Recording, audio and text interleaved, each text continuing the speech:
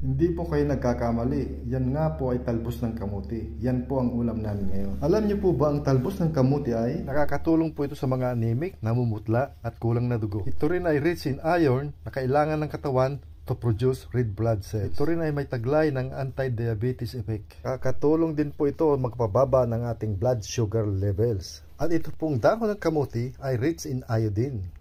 It's a good for brain development at nakakatulong din ito against brain disorders tulad ng Parkinson's saka Alzheimer's. Ang iodine ay kailangan ng ating thyroid. Kaya kung kulang tayo sa iodine, may tinatawag tayong iodine deficiency goiter. At ano pang hinihintay nyo guys? Hanggat maaga pa, lumabas na kumuha na tayo ng talbos ng kamote sa ating garden. Kung wala pa naman tayo magtanim at kapakapakinabang po ito sa ating katawan. Lalo na't may sausawan, napakasarap. Kamote pala ang ulam na. Busog na, masustansya pa. Ito po si Maroya, magandang gabi, magandang umaga po sa lahat. Kung gusto niyo pong humaba ang buhay, kumain po ng gulay.